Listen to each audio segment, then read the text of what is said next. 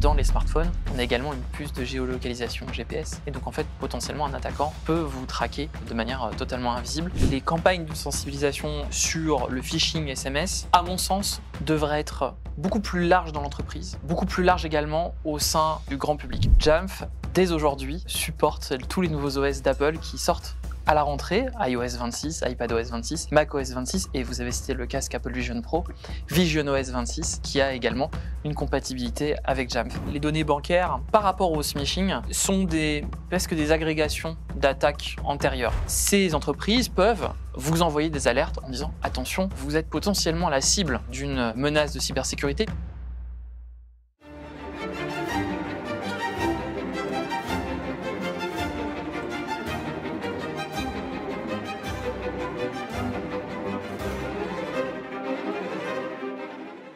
Bonjour à tous et bienvenue à ce nouvel épisode de l'Angle d'attaque, l'émission cybersécurité, stratégie et business de la chaîne Risk Intel Media. Aujourd'hui, nous allons recevoir un intervenant qui va nous parler de la sécurisation de vos mobiles et téléphones. Pour ceux qui sont nouveaux sur cette chaîne, n'oubliez pas de liker, commenter et surtout vous abonner. Ça nous donne de la force et ça nous permet de continuer à vous créer du contenu de qualité. Bonjour Mathieu Cassel, je suis ravie de vous recevoir aujourd'hui sur notre émission L'Angle d'attaque de Risk Intel Media. Alors, Mathieu, vous êtes expert en cybersécurité chez Jamf. Jamf qui est une entreprise spécialisée dans la gestion des risques mobiles dans les environnements professionnels et plus particulièrement dans les environnements Apple. Alors tout le monde le sait, vous et moi comme notre public, l'ensemble de notre vie se trouve désormais dans nos téléphones. Et ça, les hackers l'ont très bien compris et d'ailleurs l'exploitent. C'est tout le sujet de l'émission d'aujourd'hui. Il y a eu quelques annonces, notamment de la part d'Apple, avec de nouveaux appareils qui vont arriver, iPhone, iPad, casque Vision Pro. On va bien évidemment avoir de nouvelles fonctionnalités, mais est-ce qu'on a des nouveautés en matière de cybersécurité ? Avant toute chose, je voulais vous donner un peu une information en avant-première, c'est que Jamf, dès aujourd'hui, supporte tous les nouveaux OS d'Apple qui sortent à la rentrée, iOS 26, iPadOS 26, macOS 26, et vous avez cité le casque Apple Vision Pro, visionOS 26, qui a également une compatibilité avec Jamf. C'est quelque chose de majeur de mettre à jour son parc informatique, parce que ça permet évidemment de débloquer des nouveaux usages, mais ça permet également de maintenir un niveau de qualité et un niveau de sécurité important. Et pour cela, il est majeur que les solutions de sécurité, mais également les solutions de gestion, puissent suivre votre parc informatique. C'est tout l'objet de Jamf, puisque nos solutions sont prêtes dès le premier jour, et donc vos utilisateurs peuvent aller à l'Apple Store, acheter un nouvel iPhone, l'intégrer dans l'entreprise et bénéficier de toute l'expérience de gestion et l'expérience utilisateur en entreprise offerte par Jamf et Apple. Alors, ça tombe bien justement que vous parliez des casques de réalité virtuelle parce qu'il y a eu quelques voix qui se sont élevées, notamment concernant la cybersécurité de ces casques. Il faut le rappeler, ils sont bardés de capteurs. Donc, est-ce qu'il y a des craintes? Est-ce qu'il y a justement des problématiques qu'il pourrait y avoir en termes de cybersécurité? Ces casques commencent à être, et notamment l'Apple Vision Pro que vous avez cité, commencent à être de plus en plus populaires dans l'entreprise. Apple eux-mêmes ont présenté Cocorico, un client français qui est Dassault Systèmes, donc lors de leur dernière keynote à la WWDC 2025 en juin dernier. Et donc Dassault Systèmes utilise les casques Apple Vision Pro pour de la modélisation 3D. Ce qui signifie que ces casques doivent être intégrés dans l'entreprise, ce qui également augmente la surface d'attaque de l'entreprise. Ce qui est important, c'est bien sûr de contrôler les usages, de mettre en place des restrictions sur ces appareils. Jamf est la première solution à pouvoir gérer en entreprise des casques Apple Vision Pro, d'appliquer des restrictions, mais également d'adopter une approche sécurité et zéro trust sur des casques Apple. Et ça, c'est complètement inédit, puisque ça signifie qu'un employé pourrait potentiellement utiliser exclusivement ce casque Apple Vision Pro pour naviguer sur Internet, pour effectuer des usages, accéder à la messagerie de l'entreprise comme un smartphone ou comme un ordinateur. Et donc, à ce titre, ces casques doivent être protégés comme n'importe quel autre appareil. Notamment comme un téléphone. Comme un téléphone, effectivement, c'est un point important puisque si je vais sur Internet ou si je clique sur un lien, je peux également être victime de phishing ou de tentatives de vol de données puisque c'est un appareil comme un autre. Alors justement, il est vrai que lorsqu'on parle de phishing, lorsqu'on parle de potentielle arnaque, on va penser plus facilement aux mails et on pense pas ou peu au téléphone. Et je regardais récemment, donc Le Monde rapportait que Pegasus a visé différents opposants pendant plusieurs années au pouvoir au Rwanda. Ils ont également visé des politiciens, des journalistes, des hommes politiques et des dirigeants. Donc on peut dire aujourd'hui finalement que le téléphone est devenu l'espion dans la poche des utilisateurs, notamment lorsqu'on a des outils aussi efficaces, j'ai envie de vous dire, que Pegasus. Je rappelle ce que Edward Snowden justement disait, il décrivait cette menace comme une industrie dédiée au piratage des téléphones qui vise justement les personnes qui possèdent des smartphones. Or, tout le monde possède des smartphones. Comment on fait justement pour identifier ce type de menace ? C'est extrêmement compliqué, on ne va pas se mentir. Nous, on a par exemple récemment détecté des menaces type Pegasus ou assimilées sur des personnes politiques au niveau européen. Et globalement, ce qui est à nouveau important, c'est que l'entreprise protège ces smartphones, les mettent à jour et mettent en place des politiques de scan régulier de ces appareils sur les personnalités les plus sensibles de l'entreprise. Je pense à des membres de comités exécutifs, je pense à des journalistes, je pense à potentiellement effectivement des opposants politiques, des ONG, des avocats. Effectivement, vous parliez d'Edward Snowden, je pense par exemple à Amnesty International et le Citizen Lab qui vont extrêmement loin dans ces problématiques avec lesquelles nous collaborons.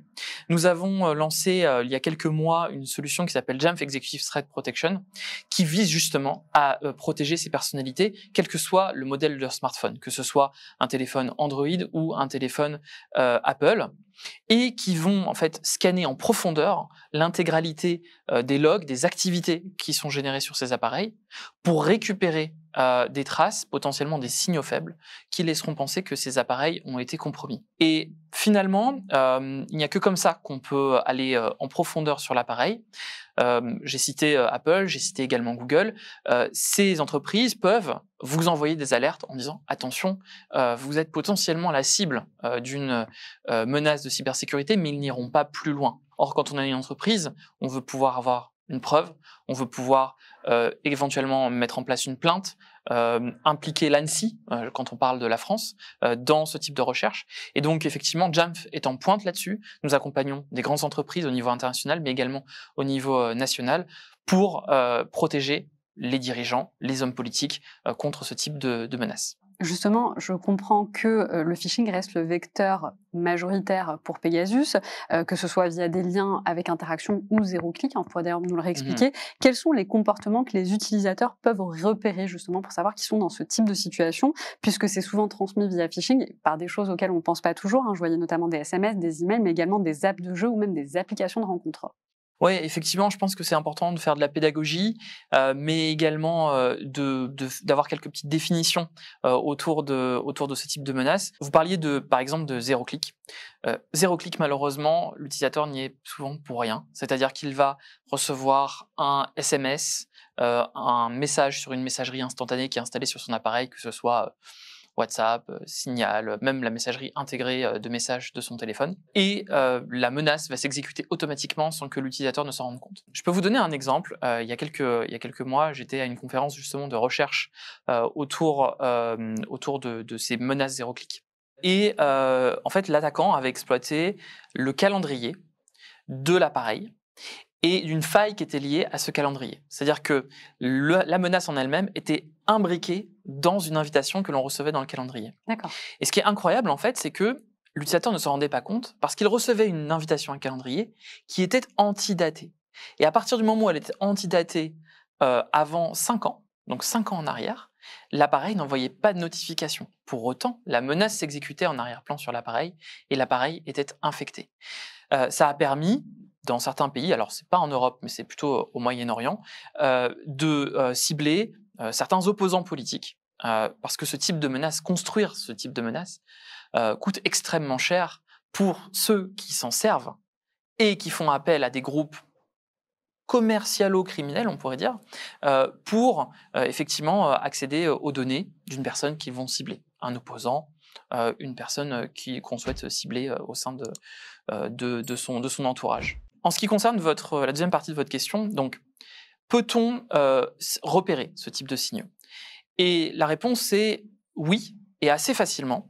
Il suffit en fait de repérer un comportement qui paraît anormal sur son terminal. Par exemple, si vous considérez que votre appareil doit être mis à jour et que vous allez dans les mises à jour de votre téléphone et que le téléphone refuse de se mettre à jour pour une raison inconnue, que votre téléphone est tout le temps chaud, il est tout le temps un petit peu, alors que vous ne faites rien de particulier, tout le temps à se décharger extrêmement rapidement. Il redémarre de manière inopinée. Vous avez des notifications étranges. Parfois, c'est quelque chose de totalement anodin. Parfois, ça peut révéler une attaque beaucoup plus profonde. J'avais un exemple récemment. J'ai travaillé sur une affaire, un cas criminel où l'utilisatrice voyait, donc était ciblée sur son terminal et voyait les services de synchronisation, vous voyez, où on synchronise son agenda, son calendrier, ses notes dans le cloud. Et ces services de synchronisation régulièrement étaient réactivés alors qu'elle les avait désactivés, cette personne. Et en fait, la personne qui la suivait, qui l'espionnait sur son terminal, avait la capacité, via une infection, de les réactiver à distance et de pouvoir extraire les données par le biais de ces services cloud. Et donc, en fait, finalement, ces signaux faibles, ils sont difficilement détectables, mais pour l'utilisateur, c'est aussi une manière eh bien de se protéger, d'avoir une connaissance et une compréhension de comment son appareil fonctionne et du comportement normal de son appareil. Par contre, c'est assez intéressant parce que c'est vrai que je pense, pour le public qui nous suit et qui nous écoute, on pense automatiquement aux actions qu'on mène, c'est-à-dire cliquer sur un lien. Se dire qu'on peut se retrouver dans une situation où notre appareil est infecté alors même qu'on n'a rien cliqué, c'est problématique parce que finalement, comme on se rend pas compte jusqu'à ce qu'on se pose les bonnes questions, et il faut se les poser, il faut avoir le réflexe de se dire, ce que vous êtes en train de me dire, il y a un problème avec ma batterie, je peux pas le mettre à jour. Il faut le savoir en fait. Si on ne connaît pas ces signaux faibles, finalement, on n'y pense pas. C'est tout le problème en fait de la sécurité sur la cybersécurité sur smartphone. Quand on parle aux entreprises, ils nous disent souvent mais le smartphone finalement il n'accède à rien dans le système d'information. Il n'accède qu'aux mails, il n'accède qu'à des ressources. Pour autant, votre employé peut recevoir des codes OTP sur son téléphone. Il peut recevoir différentes choses. Et donc, du coup, représenter un risque pour l'entreprise ou pour l'organisation. C'est pour ça qu'il faut mettre en œuvre des politiques de sécurité sur ces terminaux. Ce qui est important de rappeler, c'est qu'il ne faut pas croire qu'on est la cible forcément de ces types de menaces. Ces menaces, elles coûtent, comme je le disais, extrêmement cher à développer, parfois plusieurs centaines de milliers d'euros pour cibler un utilisateur. Et donc, monsieur et madame tout le monde ne sera probablement pas la cible de ce type d'attaque. Vous n'êtes pas le profil qui en vaut la peine. Peut-être que, mais ou peut-être que dans le futur, vous le serez. En revanche, ce que l'on peut dire, c'est qu'il y a quand même des moyens de se protéger. Et donc, effectivement, on parle de sensibilisation. Les attaquants, ils détestent deux choses sur smartphone. Ils détestent les derniers patchs offerts par les fournisseurs et les fabricants de smartphones. Donc c'est aussi pour ça que c'est hyper important de mettre à jour son iPhone, de mettre à jour son appareil Android et de bénéficier des derniers patchs de sécurité. Et ils détestent aussi les réactivations et les redémarrages inopinés de l'appareil. Parce que la menace, elle peut être persistante sur l'appareil. En revanche, à partir du moment où l'appareil est redémarré, cette menace ne sera plus persistante. Et donc l'attaquant perd le contrôle de cet appareil. Il y a quelque chose d'incroyable que j'ai détecté chez certains clients et également qu'on a pu avoir en échantillon réel. Et là, c'est terrifiant de savoir jusqu'où on va. C'est que généralement, quand on a accès à une réunion sensible, ce qu'on va faire, c'est qu'on va prendre son smartphone et on va l'éteindre et on va le laisser dans un coin où on va le tourner sur la table. Et on se dit, comme ça, je suis protégé, je n'ai accès à rien, personne ne peut m'écouter potentiellement. Ce qu'ont fait les attaquants récemment, c'est qu'ils ont développé une nouvelle génération de malware qui imite l'extinction du terminal. C'est-à-dire que j'éteins mon iPhone. Mais il est allumé. Mais en réalité, donc il y a l'animation qui dit, vous savez, le petit spinner qui dit mon téléphone est en train de s'éteindre, mais en réalité, il est allumé.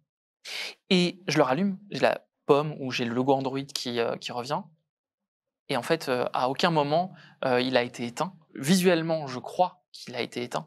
Mais en réalité, l'attaquant a continué potentiellement d'enregistrer par le biais de l'audio du téléphone ou par la caméra ma réunion extrêmement sensible. Et même si je l'ai mis face cachée, mon micro continue d'enregistrer. Et ça, malheureusement, c'est des choses que l'on a constatées dans le monde réel et qui sont malheureusement de plus en plus courants. J'ai moi-même vu un comité d'entreprise français d'un grand groupe français qui a été la cible de ce type d'attaque. Je trouve ça intéressant, vous venez de dire caméra et micro. C'est vrai qu'on pense au micro, la caméra, on est toujours un peu sceptique. Moi, l'une des choses qui m'a toujours surprise, c'est que je n'ai pas trouvé de cache caméra spécifique pour les téléphones. J'en trouve sur Internet pour les ordinateurs, donc ils sont assez énormes. Et quand je veux les mettre justement sur un téléphone, ils sont trop gros pour être posés. Moi, j'ai toujours été surprise qu'il n'y ait pas des petits cache caméra spécifiques pour les téléphones. Alors, c'est quelque chose qui pourrait effectivement être Oui. un hit, je pense, pour toutes les entreprises. Voilà, prochaine idée business. Voilà, et puis en plus, alors maintenant, on voit beaucoup dans les entreprises des filtres, vous savez, les filtres de confidentialité sur smartphone. Donc ça, c'est une très bonne idée, notamment pour les cadres dirigeants. Maintenant, sur ordinateur, on a une seule caméra, c'est la webcam. Sur téléphone, on a au moins 2 caméras. Ce qui veut dire que ça ne sert à rien de retourner de toute façon. Oui, parce que de toute façon, l'attaquant peut aussi enregistrer l'autre caméra. Et puis en fait, il y a aussi un autre point extrêmement important, c'est que dans les smartphones, on a également une puce de géolocalisation GPS. Et donc en fait, potentiellement, un attaquant peut vous traquer de manière totalement invisible, accéder à vos messageries instantanées, même si elles sont chiffrées, puisque de toute façon, la menace exécute en local et est capable de récupérer les données qui transitent en local. Et les logiciels, je peux citer ceux du NSO, qui est un groupe d'attaquants, qui ont été rendus publics, sont des logiciels extrêmement sophistiqués, extrêmement simples à utiliser pour un attaquant. Il a une interface, et puis il peut cliquer sur WhatsApp, et il peut regarder tous vos messages WhatsApp. Il clique sur localisation, il voit exactement où vous êtes. Il clique sur message audio, il peut voir enregistrer, écouter. Il clique sur vidéo, et il peut voir votre flux vidéo en temps réel. Et ça, malheureusement, c'est quelque chose qui existe aujourd'hui, en 2025. Donc finalement, on se balade avec des mouchards sur nous quasiment. Heureusement, heureusement non, pas on se balade. En fait, c'est plutôt certains utilisateurs ciblés, des personnalités publiques de premier rang, peuvent potentiellement être la cible de ce genre de choses et peuvent également perdre toute confidentialité sur leurs échanges. Justement, moi j'aimerais bien revenir sur ça. C'est vrai qu'on a parlé de Pegasus, on peut également parler de leurs concurrents.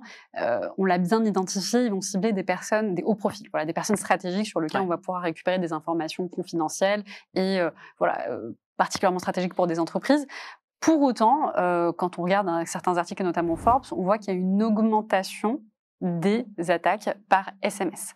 Et d'ailleurs, il est indiqué dans Forbes que pour certains attaquants, ils préfèrent avoir une stratégie mobile first, parce que finalement, les gens répondent beaucoup plus facilement à ce type d'attaque, ne s'y attendent pas, sont pas sensibilisés. Et puis après, on utilise également l'IA pour pouvoir les duper plus simplement. Est-ce que vous pouvez nous en dire plus ? Oui, les campagnes de sensibilisation sur le phishing SMS, à mon sens, devraient être beaucoup plus larges dans l'entreprise, beaucoup plus larges également au sein du grand public. On a des campagnes de santé publique sur le tabagisme, l'alcool, etc. La cybersécurité, c'est l'affaire de tous.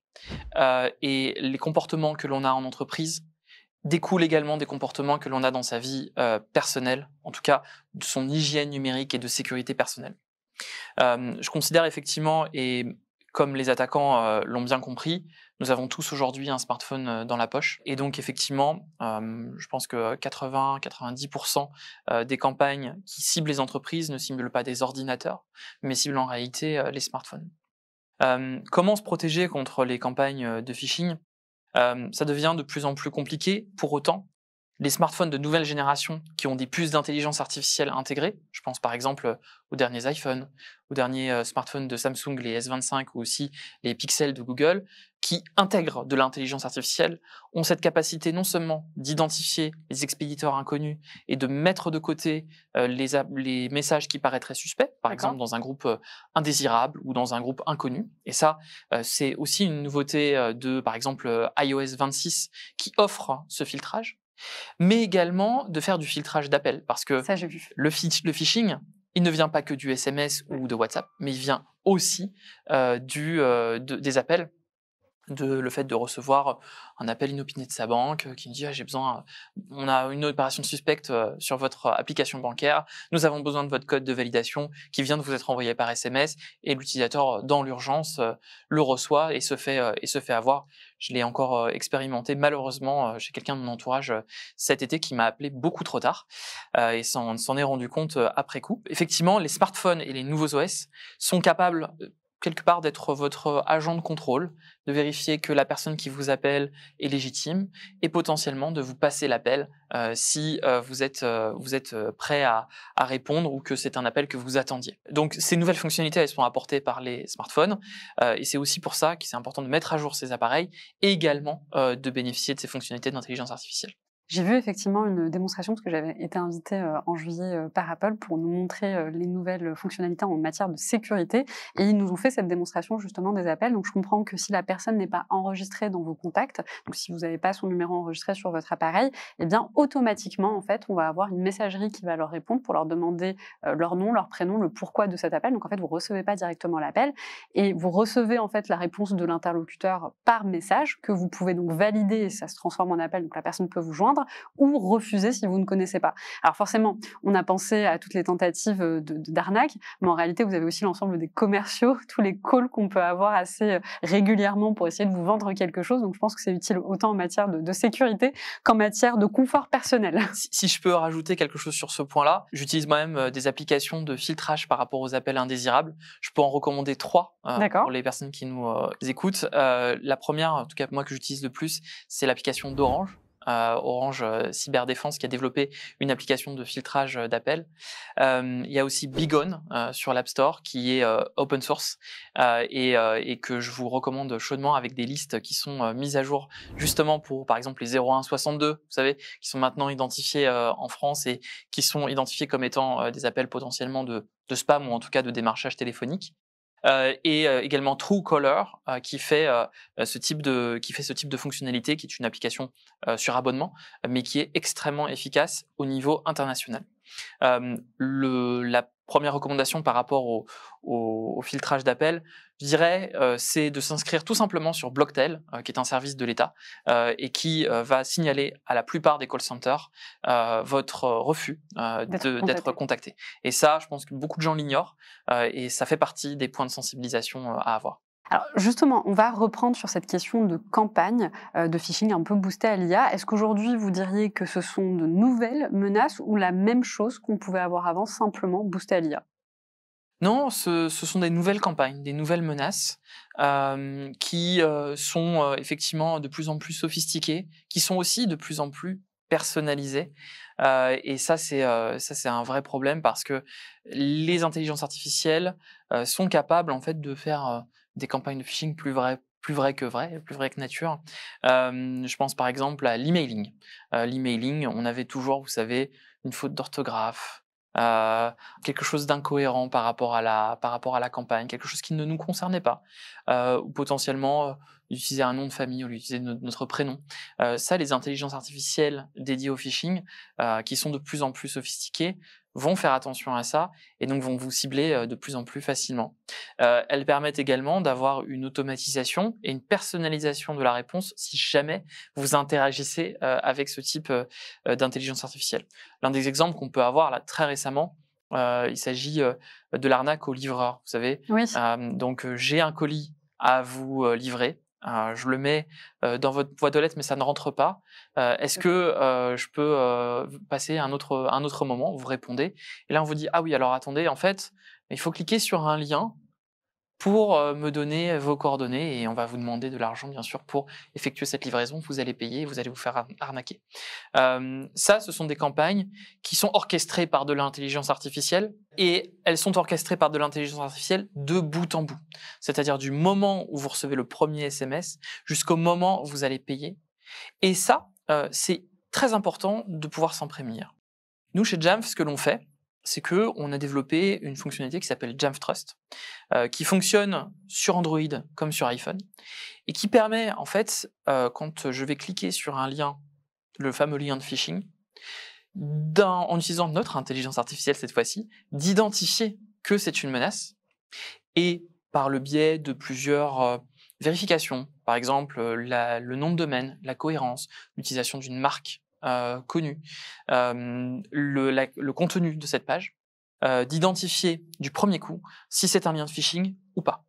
Et donc, immédiatement, vous aurez une alerte sur votre smartphone qui vous dira « Attention, là, vous avez cliqué sur un lien de phishing. » Votre administrateur sera également prévenu. Et de cette manière-là, on peut, je pense, limiter le nombre de menaces. Et ce qui est très important, c'est que cette fonctionnalité, elle marche aussi par rapport, vous savez, aux liens de prévisualisation. Il y a une fonctionnalité hyper pratique dans les messageries instantanées, c'est quand je reçois un lien, j'ai une petite image qui me dit « Voici la page web », une image de prévisualisation en fait. D'accord. Et ça, même cette image-là, en amont du clic de l'utilisateur, on est capable de l'identifier, de la bloquer, de l'alerter et de lui dire ce qui s'est passé réellement sur son téléphone. Et ça, c'est vraiment primordial que les entreprises prennent conscience que ce type de solution est vital lorsque l'on met un smartphone entre les mains de l'utilisateur, quelle que soit la marque et quel que soit le niveau de l'utilisateur au sein de l'entreprise. Justement, tout à l'heure, on parlait du fait qu'on pouvait potentiellement verrouiller un téléphone à partir d'applications. Donc, je parlais justement d'applications de rencontres.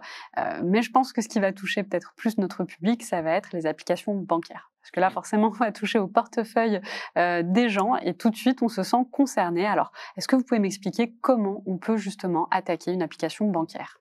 L'un des moyens les plus simples, c'est tout simplement de vous demander vos identifiants par phishing, donc de récupérer son identifiant, de récupérer son mot de passe par le biais d'une information bancaire, d'une fausse page bancaire qui imite en tout point votre banque. Et ça, les attaquants sont extrêmement pointus par rapport à ça. Ils sont capables d'imiter les logos, la marque, le nom de domaine avec le petit cadenas vert HTTPS. En fait, plus vrai que nature. Et là, en l'occurrence, à partir du moment où vous avez laissé vos identifiants, finalement, l'attaquant n'a plus qu'à vous contacter pour vous demander le code de validation, le fameux code OTP, et accéder comme s'il était légitime à vos données bancaires, à vos applications bancaires. En ce qui concerne les entreprises, comme pour les particuliers, le point le plus important, c'est de toujours télécharger les applications depuis le store officiel fourni par les plateformes, l'App Store ou le Play Store, de télécharger les applications et de les mettre à jour pour bénéficier par exemple de la validation par un jeton de sécurité dans l'appareil. Et par ailleurs, les développeurs de ces applications, donc là on est plutôt côté bancaire, mettent en place des mécanismes de protection au sein même de l'application. Par exemple, pour protéger vos identifiants, pour protéger les données qui sont récupérées sur les serveurs bancaires, vos transactions par exemple. Et il est important de passer en revue toutes les connexions que vous avez avec votre banque. Certains utilisent des applications tierces. On peut citer par exemple Linkso ou Bankin, j'en ai pas de préféré, et qui ont accès à vos transactions, qui ont accès également à la capacité, pourquoi pas, de faire des virements en votre nom. Et là, c'est aussi très important de vérifier quels sont les liens qui sont liés avec vos applications bancaires. Alors justement, TechRadar parle d'une énorme fuite. Près de 115 millions de cartes bancaires via smishing, donc utilisant justement des tactiques comme des kits de phishing sur Telegram. Comment le smishing massif a-t-il entraîné la fuite de données bancaires? Et puis surtout, maintenant que cette fuite est dehors, comment les utilisateurs peuvent se prémunir des potentiels risques de l'utilisation de ces données? Tout simplement, je pense que les données bancaires, par rapport au smishing, sont presque des agrégations d'attaques antérieures. C'est-à-dire que potentiellement, on a vu presque tous les jours tel fournisseur d'accès, telle banque, telle assurance, telle société technologique, je pense même par exemple à Microsoft ou Google ou d'autres, ont été eux-mêmes la victime et ont fait fuiter des données bancaires. Je reçois presque toutes les semaines un mail qui me dit vos données ont été exposées. À partir de ce moment-là, les attaquants peuvent acheter ces données et faire des recoupements. Et souvent, ces données sont associées à votre numéro de téléphone. Et donc, à ce moment-là, il suffit de pinguer, de renvoyer un SMS pour valider, récupérer votre code OTP ou vous récupérez des données. Et vous cliquez, et puis vous faites avoir, ou vous validez simplement que ce numéro de téléphone est bien associé à cette carte bancaire ou ses coordonnées, ce qui, du coup, quelque part, certifie que cette carte bancaire est bien associée à votre compte. Je pense que le point le plus important, c'est en termes de sécurité, c'est que maintenant les cartes bancaires sont toutes équipées du 3D Secure. Qu'est-ce que le 3D Secure? Le 3D Secure, C'est un mécanisme qui est apporté par les fournisseurs bancaires, que ce soit Visa, Mastercard, American Express ou autres, et qui vont vous demander une deuxième authentification en plus de votre numéro de carte bancaire. Vous savez, soit le code que vous tapez de votre application bancaire, ou un code SMS que vous recevez, ou un code que vous seul connaissez. Ce code-là, vous ne devez jamais le communiquer en dehors du site marchand avec lequel vous interagissez. Si jamais vous donnez ce code, vous donnez les accès à votre carte bancaire à l'attaquant et vous lui donnez les droits d'effectuer des choses sur votre carte bancaire ou une transaction. Et à partir du moment où vous le faites, la banque le verra et il sera très difficile de contester la transaction.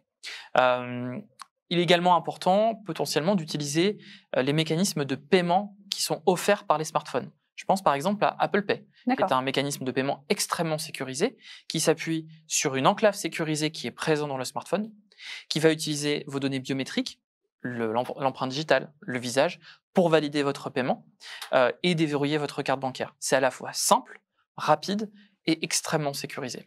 Et d'ailleurs, je fais un petit parallèle avec les accès dans l'entreprise. Vous savez que depuis quelques mois, les Parisiens peuvent avoir accès à leur carte Navigo sur leur téléphone iPhone et Android.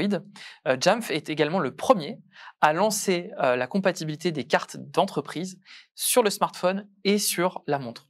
Ce qui fait que si vous perdez votre badge plastique, n'importe qui peut le trouver pourrait potentiellement rentrer dans l'entreprise. Sur votre smartphone, si vous n'avez pas votre visage et votre empreinte digitale, eh ben, vous ne pouvez pas accéder à l'entreprise. Et donc ça, pour des responsables informatiques de sécurité qui déploient des smartphones, mais aussi des responsables de sécurité physique, c'est presque le Graal.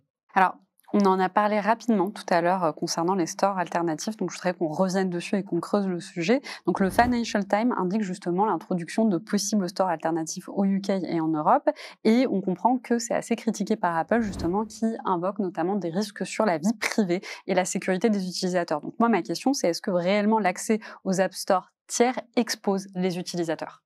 Alors, vous parliez de marchés qui donnent la possibilité d'accéder à ces stores alternatifs. C'est déjà le cas depuis l'année dernière, donc depuis mars 2024, avec l'arrivée et l'entrée en vigueur sur le sol européen de l'acte de marchés digitaux, marchés numériques, qui en fait vont donner la possibilité à des développeurs d'applications tiers et de stores alternatifs de publier leurs stores alternatifs sur des iPhones européens. C'était déjà le cas depuis très longtemps sur Android, mais sur iPhone, c'est inédit. Il se trouve que aujourd'hui, il existe un peu moins d'une dizaine de boutiques aujourd'hui qui sont disponibles, dont certaines extrêmement populaires. Je pense par exemple à la boutique d'Epic Games qui permet d'installer des jeux. Je pense également à une boutique qui est développée par un développeur indépendant qui s'appelle Altstore. Et cette boutique a été l'une des premières à diffuser des applications de torrent, par exemple, sur l'iPhone, ou des applications pornographiques qui ont été pendant très longtemps bannies, interdites par Apple, ou également des applications d'émulation pour pirater des jeux anciens sur son téléphone. Alors, on le voit tout de suite, c'est un risque pour déjà finalement l'usage de son téléphone.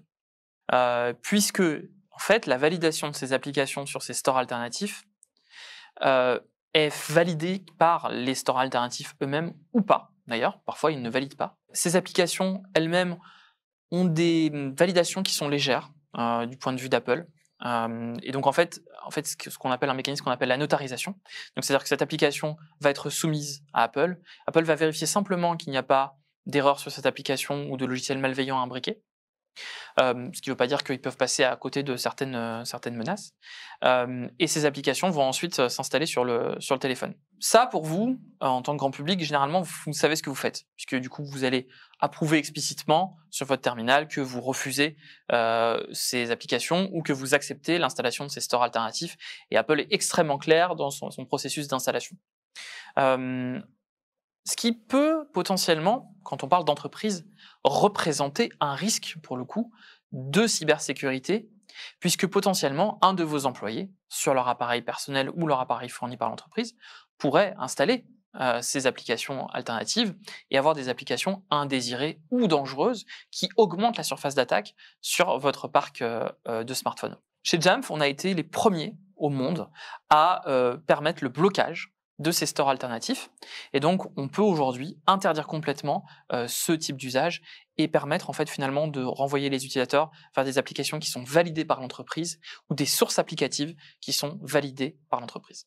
Alors, ce qui m'amène à la suite de cette conversation, qu'est-ce que vous pensez du Bring Your Own Device? Et puis forcément, on est rentré dans un modèle de travail hybride, donc il n'y a plus tellement de distinction entre les appareils personnels de ceux qui sont utilisés pour le travail, ce qui augmente forcément la surface d'attaque. Et puis j'avais lu un chiffre assez intéressant, le journal du Net souligne que 49% des organisations ne détectent pas les attaques mobiles, alors que le mobile, on le dit depuis tout à l'heure, est devenu un enjeu évident. Donc avec l'ensemble de ces éléments, comment on fait pour réussir à sensibiliser, pour réussir à passer les bonnes informations? Et puis, est-ce que vraiment on en est capable aujourd'hui? Effectivement, donc le Bring Your Own Device, donc en français, amener votre propre appareil dans l'entreprise, c'est un phénomène que personnellement je vois dans pratiquement toutes les entreprises, parce que c'est finalement assez économique pour l'entreprise. C'est-à-dire que viens avec ton smartphone et tu pourras accéder aux ressources de l'entreprise de manière non restreinte. D'ailleurs, parfois même moins restreinte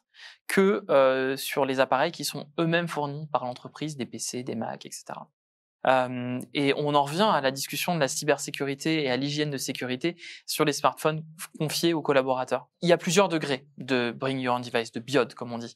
Le premier degré, c'est simplement d'aller sur un store, de télécharger son application d'email, de se connecter avec son compte d'entreprise et d'accéder à ses emails. Ça, potentiellement, c'est déjà un risque pour la sécurité de l'entreprise parce qu'il n'y a aucun contrôle sur les applications ou les ressources qui peuvent être accédées sur ces smartphones.